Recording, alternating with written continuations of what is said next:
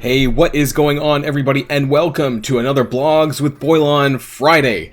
Hopefully we got some juicy details for today for once, because last week was terrible on the blog. But we do have a few things to go over before we do get started, including changes to the Blitz reward structure in anticipation of the real-time arena adjustments, some news about Dagger, which is a bit concerning, I think, anyways, and what can we expect out of this new Weapon X team coming to the game next patch. All that and more in today's video, so without further ado, let's get this show on the road.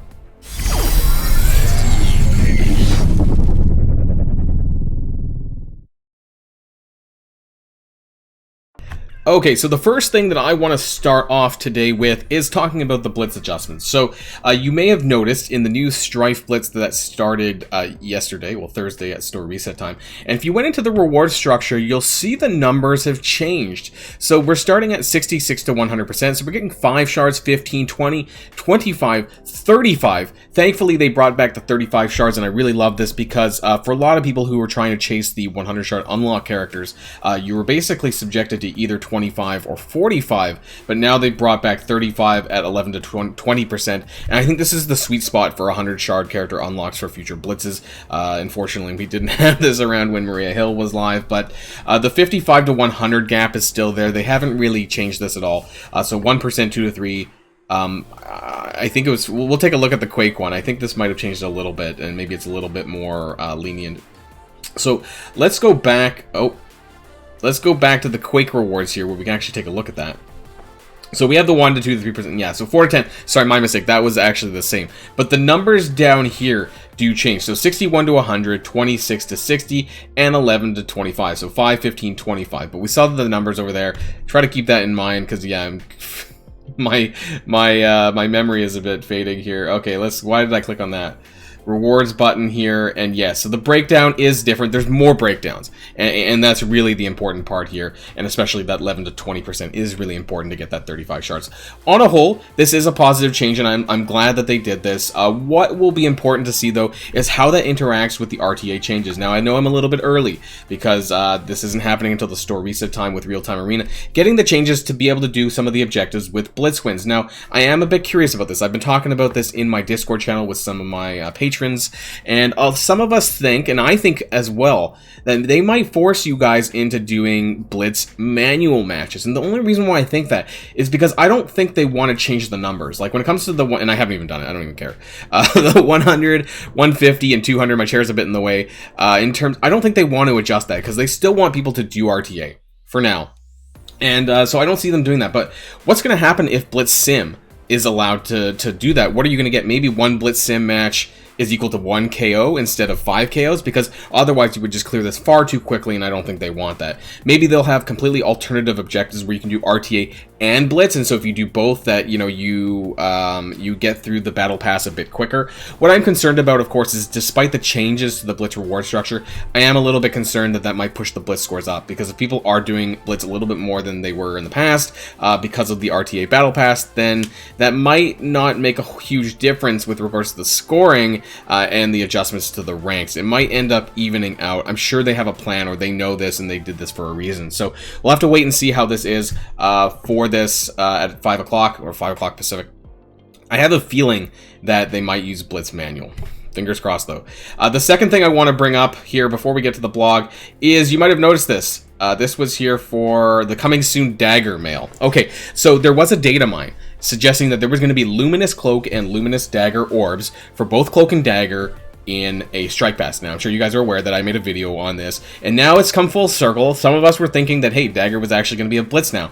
Nope, she's back into the strike pass. Be on the lookout for the upcoming season of strike pass to earn Dagger shards. So what does this really mean? It also says season, not seasons. So is this the next one coming up in a few days after Capsam is over? Is it going to be both Cloak and Dagger at the same time?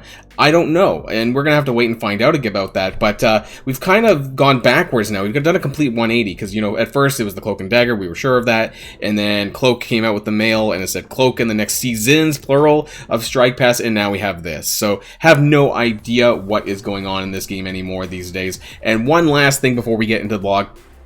I want to talk about the bronze medallion as part of the event. Now, this is going to be in the login calendar. I'm pretty sure it is here. But it rewards Elite 5 and Elite 6 credits. Now, you guys have probably already seen this. Maybe some of you have, some of you haven't.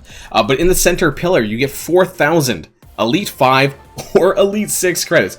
83% of the time, you're going to get the Elite 6 credits. 4,000 of them. This is a lot. It's almost a full orb. And it's 16% of the time, or 17%. Rounding up, you're going to get Elite 5 credits. That's crazy. So 83% of the people are going to be walking home happy, 17% unhappy. Bonkers. And on the side, you get the same thing, 80% Elite 6 for 1,000, and then 20% for Elite 5, I believe is the same on the right pillar as well. So you're getting a total of 6,000 credits, but whether it's more likely to get Elite 6 than Elite 5, but not guaranteed. Why did they do this? This is a very easy way that they could have made everyone happy by giving everyone Elite 6 credits, and yet they find a way to screw this up, and there's going to be, 17 to 20% of people unhappy when they pull those Elite 5 credits. Highly unnecessary, and I'm just waiting for this to happen, and so that we'll wait to see all the Reddit posts and all the salt about this, and knowing my luck, I'm going to pull those FN Elite 5 credits. So that comes up pretty soon. Actually, it's towards the end. Sorry, my bad. So day 12, so we're still a handful of days out for that, but wait until we see the Reddit reaction on that, because I think it's crazy. I think this should have been addressed. I don't know why they did that, but that's all for the pre-blog stuff. Let's jump on over to the blog. Okay, so we have the blog post here titled "Let the Carnage Begin." To be honest, I forgot to bring this up in the pre-blog with the Absolute Carnage event starting on Sunday, I think, actually. What a weird day to have an event starting. But looks like that's what we're getting to talk about. Actually, revealing how to recruit Cloak and Dagger. Okay, so maybe, just maybe, we'll get some actual information. Although, no new character information, so that's a bit disappointing. The Bleeding King, blah, blah, blah, blah, blah. So that's the event coming on September 12th. And yes, that is indeed on Sunday. What a weird day to have it at the store reset time. So I don't think I'm going to be doing a spreadsheet on this, because it looks like in order to get the milestone done, Alliance War, Arena, and Raids, there is no special trait from what it shows here, so this seems to be pretty straightforward. That's all the daily stuff that you're going to be doing anyways, so I don't think I need to do anything on that. Let's talk about the Strike Pass, though. The next season of Strike Pass kicks off on September 14th, 5 p.m. Okay, so that is on Tuesday store reset time. Okay, so we are getting the Luminous credits by hitting the season-long Strike Pass milestones. Okay, so this was from the data mines, and so we are getting that. Interesting, because it wasn't mentioned in the mail that we got, yet it was mentioned in the data mines for that mail, so that got skipped over. I don't know if this was intentional to kind of hide what was going on. You'll use these credits to open either the Luminous Cloak or the Luminous Dagger orb, and each orb will reward 5 shards to the specified character. Keep an eye out for the start of this season, as you'll want to make sure you earn enough credits to unlock both Cloak and Dagger to form a powerful duo in battle. So are we getting both of them unlockable on one Strike Pass or not? Because the characters are a 100 shard 3-star unlock. So this kind of doesn't answer all of the questions that we have regarding these two characters. So I think that's a bit crazy. Even if we get 50 shards or 10 orbs free to play and then 10 more pay, that's 100 shards, and we can only unlock one of them, not both. So I don't really understand. Maybe some of you guys can... Am I missing something here? Because this seems a bit whack. I don't know what's going on here.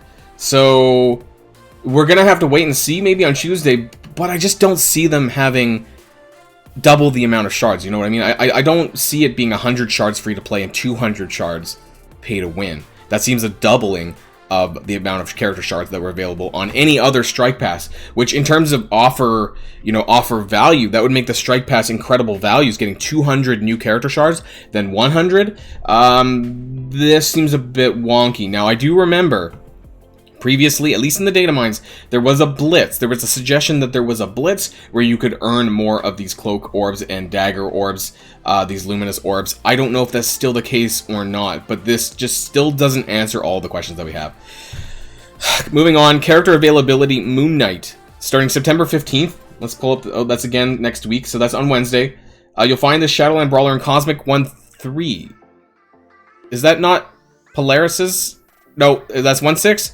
Polaris is 1/6, right? Okay, I thought Polaris was in there. She is in there, but on the wrong one. Okay, so Cosmic 1/3, replacing ABCs. I should have read ahead. My bad. So that's fine. That's fine. You know, it's a pretty early node, so if you guys need to farm that for newer players, if you want to use them, that's fine. Or if you just still want to get them to 7-star for existing players. You know, Shadowlands is still a pretty good war offense team for all things considered. So that's a very player-friendly addition there. Repeating legendary, fantastic, Invisible Woman coming back around, nothing important there. You're getting shards and stuff. Upcoming blitzes though, get out of here. A Kingpin blitz on Monday. Oh my god. Kingpin is one of the characters I really wish had a rework, because god, he really needs it. And I don't even, that's just the epitome of an awful blitz. Quantum Snare, a ghost blitz. Okay, that's okay, you know, it's not a huge deal for me. But for some newer players, this might allow you to get some additional shards that's beyond, you know, what's available in the war store for some people. So I was hoping, you know, a Yellow Jacket blitz would have been a lot better, but Ghost is okay, I guess, as well. Sinister 6 bonus shards, Chaos Theory coming up. The #1 flash event in the game, Chaos Theory. So make sure you prep for this, because promotion credits, really, really important. And then double shards for that as well. And then don't miss the 2 final 24-hour bonus events for the Legend event. Train and Gain, and then we have the Energy Overload. This is one of the best ones, by the way. This is on September 14th. They're giving us a date for that, so that's going to be on Tuesday as well. Where refreshing your campaign energy with cores will give you double the amount. So you're getting 240 energy every single time you refresh. So do use it. Do take advantage of that. That'll get you more Fire Essence, and that'll get you further along in the event. So not as much in here as I actually expected. So that's kind of crazy. Let's talk a little bit about Weapon X. I'm surprised we didn't get any details regarding this, regarding Omega Red and things like that. I'm kind of assuming that because Omega Red wasn't mentioned today, some people were suspecting that he could have been a legendary character. I think it's cutting it very late, because they would have to announce him if he was a legendary. They would have had to announce him by now, I think, on this blog, because there isn't much time before the patch ends. I think there's less than 2 weeks. I would actually schedule the patch. My guess is not next Tuesday or Wednesday, the week after. So the 21st, 22nd here of September. That's my wager for the next patch. And I think Adam Warlock's announcement was at least 2 weeks before the patch for Infinity Watch went live, which means that we're not getting this time anymore. So I don't think Omega Red is going to be the legendary. I think it's going to be the patch after at this point now. And but what that means for Weapon X, you know, thankfully you can see here I have a Gear Tier 15 Sabretooth. You might have heard me talk about this last week when I was doing another video about characters I regret leveling up, and I guess that didn't age very well. That being said, I only have 4 red for Sabretooth, and you have to keep in mind both Wolverine and Sabretooth. I highly doubt that they're going to be the main part of the new team. It's going to be the new characters, without a doubt. It's going to be the new characters. They're going to be the important members. Sabretooth and Wolverine, I think, to me, are going to be like the Nebulas, you know, there's still good reworks, but not the main members. We're not going to see a Gamora-esque rework on any of these characters. I think they went above and beyond with Gamora that they don't expect to do again anytime soon. I'm slowly working on Wolverine. He is now on my heart list here, so I'm going to be taking a look at him. And I do have a 5 red Wolverine. So for better or for worse, you know, at least he's going to be decent.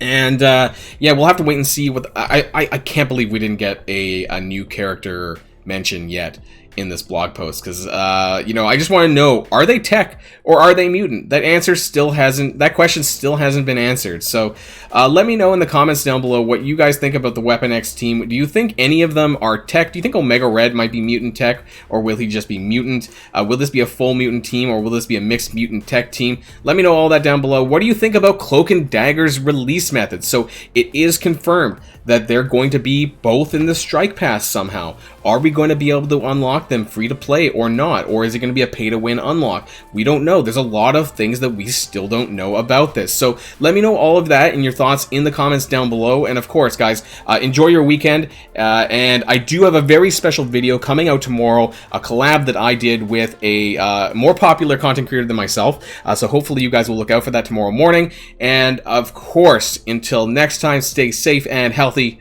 And I'll see you all later. Enjoy your weekend, everyone. Boilon signing out.